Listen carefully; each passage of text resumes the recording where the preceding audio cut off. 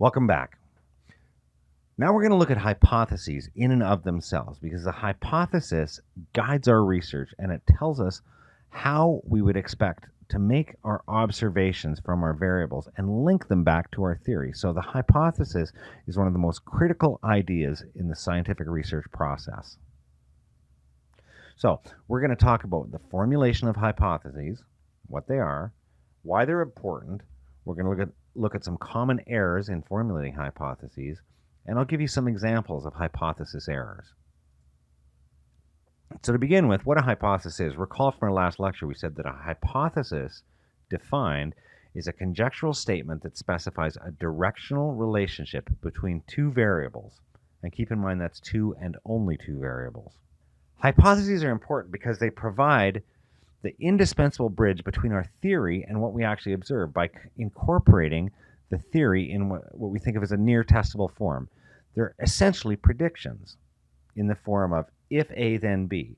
When we set up to test the relationship between A and B, we're expecting variation in A to explain variation in B. Hypotheses enable us to derive specific empirical expectations that can be tested against reality through observation. And because they're logically implied by the proposition, they enable us to assess whether the proposition holds. Hypotheses direct our investigation. Without hypotheses, we wouldn't know what to observe. They provide what's called an a priori rationale for relationships, meaning that we've, through theory, thought about a relationship and expected to observe in a relationship in advance.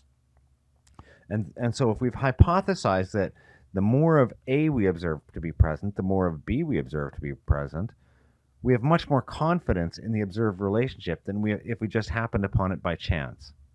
Now, of course, hypotheses may be affected by your own values and predispositions, but they can be tested, confirmed, and disconfirmed, independently of any normative concerns that might have motivated them. And because we're going to conduct our scientific research with a high level of intersubjectivity, we're going to lay out our hypotheses and our rationale for our hypotheses in sufficient detail that other researchers can come along and replicate what we've done.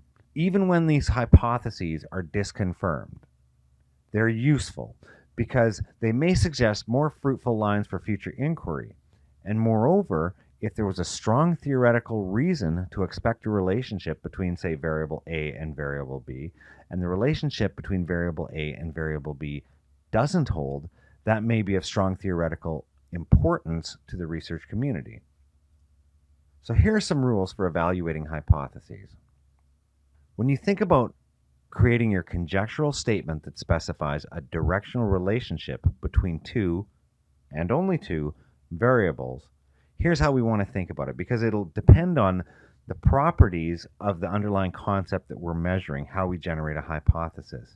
So when both your variables are comparative or quantitative, we're going to state how values of the dependent variable change when values of the independent variable change. So the more affluent people are, the more attention they pay to politics, right? So there's observable variation across the categories of our independent variable, affluence, and our dependent variable, attention to politics. And we say the more affluent, the more attention. Similarly, the lower the rate of inflation, the greater the political stability in a regime. When the independent variable is comparative or quantitative and the dependent variable is categorical, we want to state which category of the dependent variable is more likely to occur as the independent variable changes. So the more education people have, the more likely they are to vote. So we have an independent variable, education, that could increment up in years, and a dependent variable that's categorical, whether they vote or not. Another example, as income inequality increases, civil disorder is more likely to occur. So let's say our independent variable income increments upwards. Perhaps within a country, it would be measured by gross domestic product per capita. And you could imagine civil disobedience. Is there civil disobedience or not? It's categorical. All right. So when the independent variable is categorical and the dependent variable is comparative or quantitative, we want to state which category of the independent variable will result in more of the dependent variable. For example, regional alienation tends to be higher in unitary states than federal states. So in this case, our independent variable is the type of regime. And we have unitary states and federal states. And the dependent variable is the level of regional alienation. So we have some sort of comparative or quantitative dependent variable regional alienation. We can imagine that there's greater or lesser amounts of alienation within a region.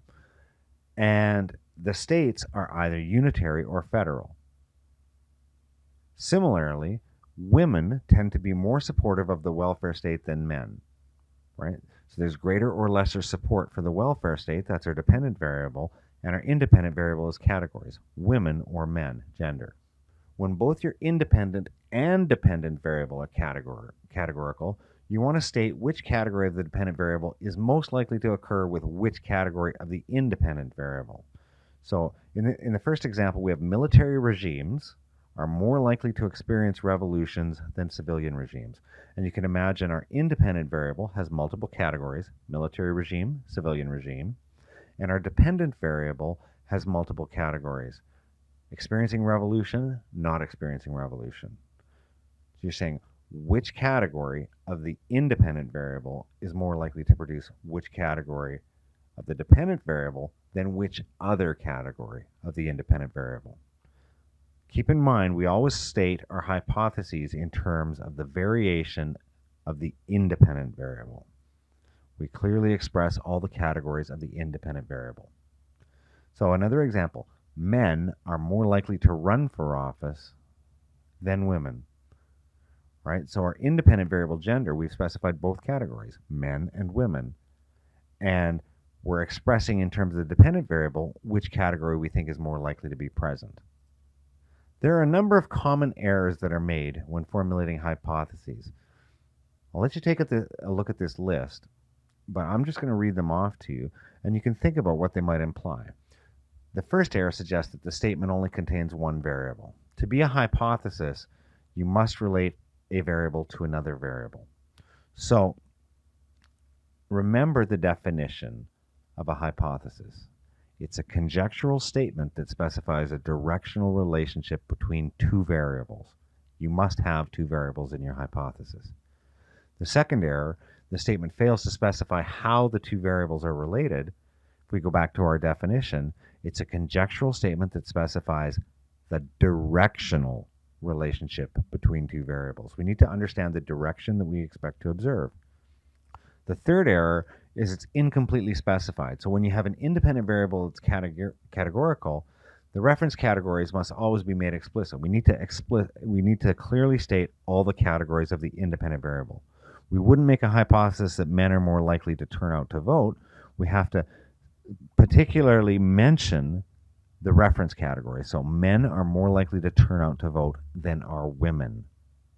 The fourth error, improper specification, one of the most common errors, is people making the comparison in terms of categories of the dependent variable. But you have to make your comparison in terms of categories of your independent variable, not the dependent variable. The fifth error is that you're making normative statements. You should never use words like should or ought or better than, because these value statements we can't test. The sixth error, you can't use proper names. For example, you can't say that Greece is more likely to revolt against a financial crisis than is Portugal, because that sacrifices the generalizability of the scientific process.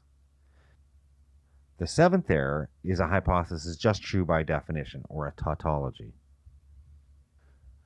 So to recap, we looked at formulating hypotheses, what they are, why they're important, some common errors in formulating hypotheses, and examples of hypotheses errors. Great job. We're going to move on to testing your ability to identify errors with hypotheses.